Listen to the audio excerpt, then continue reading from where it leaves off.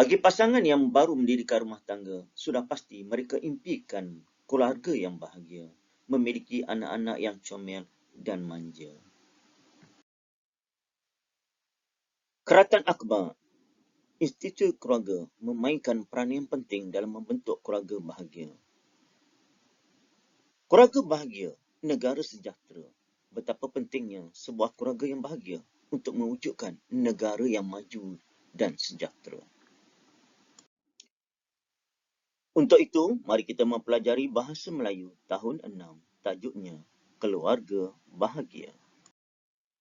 Objektif yang ingin dicapai pada hari ini, cikgu mengharapkan anak-anak murid mampu ataupun dapat menjawab soalan pemahaman berdasarkan petikan yang dibaca. Fokus kemahiran pada hari ini iaitu kemahiran tata bahasa. Mari kita baca petikan dalam konteks bahasa Melayu tahun 6. Tajuknya Keluarga Bahagia dalam bentuk syarahan. Selamat pagi dan salam sejahtera, guru-guru dan rakan-rakan yang saya kasihi. Pada pagi ini, saya akan menyampaikan syarahan yang bertajuk Keluarga Bahagia. Hadirin sekalian, keluarga bahagia ialah keluarga yang saling memahami serta menerima kelebihan dan kekurangan antara satu sama lain. Ahli keluarga tidak mementingkan diri, sebaliknya mereka mengambil berat tentang kebajikan ahli keluarga yang lain. Ibu bapa memainkan peranan penting untuk membina keluarga bahagia. Mereka mestilah memberikan kasih sayang yang secukupnya dan melayan anak-anak bagian menatang minyak yang penuh. Oleh itu, ibu bapa bertanggungjawab untuk meluangkan masa dengan anak-anak. Selain itu, anak-anak juga berperanan untuk memupuk keluarga bahagia. Abang atau kakak perlu membantu ibu bapa untuk meringankan beban mereka. Sebagai contoh, mereka hendaklah menjaga adik, mengemas rumah dan membasuh pakaian. Dengan itu, ibu bapa tidaklah terlalu tertekan apabila pulang ke rumah setelah penat bekerja.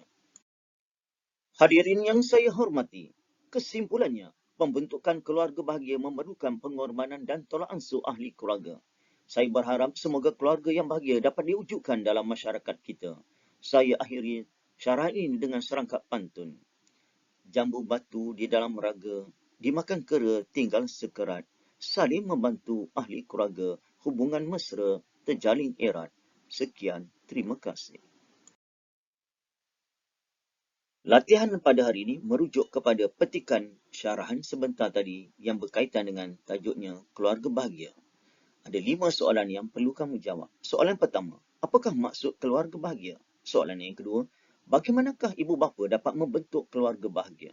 Dan soalan ketiga, sebagai anak, jelaskan peranan kamu untuk membentuk keluarga bahagia. Dan yang keempat, huraikan maksud pantun di atas. Dan soalan yang terakhir, apakah kesan keluarga bahagia kepada negara? Jelaskannya. Jadi cikgu harap kamu boleh cuba menjawab. Nanti kita akan bincang bersama-sama apakah jawapan yang sesuai bagi latihan ini.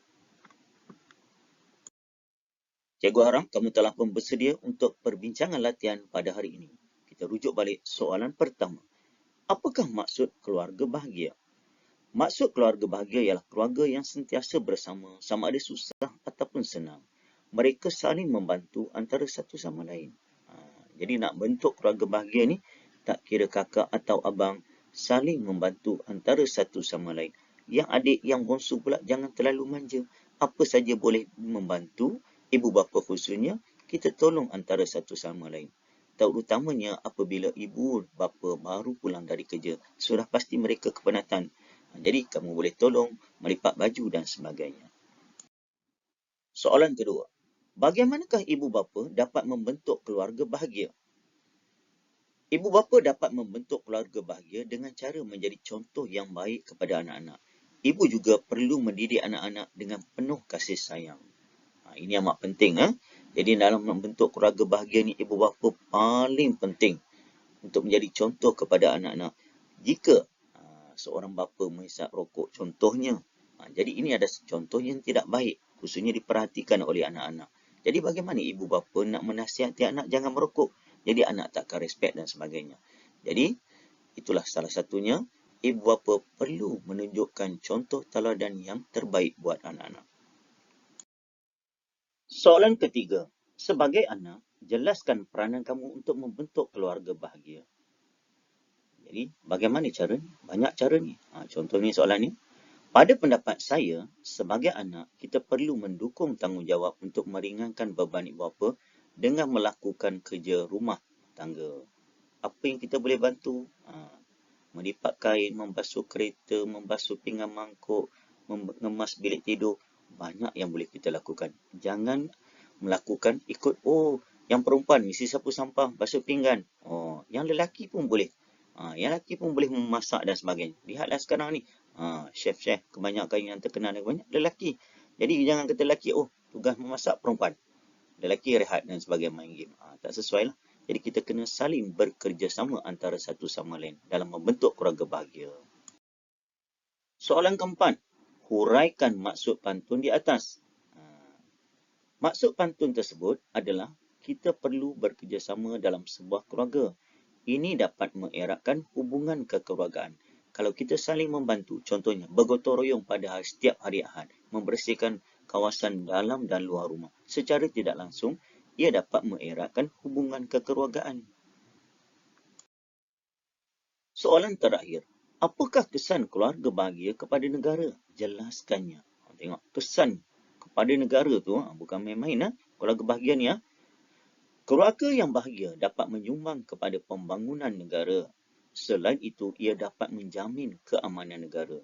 Jika keluarga bahagia, tidak adalah masalah rumah tangga yang porak-poranda, bercerai-berai, anak melarikan diri dari rumah dan sebagainya.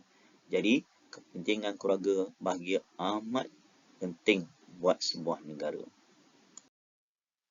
Sebagai kesimpulannya, dalam membentuk keluarga bahagia, setiap ahli keluarga perlu bekerjasama, saling hormat-menghormati antara satu sama lain. Itu saja perkongsian cikgu pada hari ini. Kita jumpa lagi dalam tajuk yang lain. Assalamualaikum. Selamat sejahtera semua. Bye.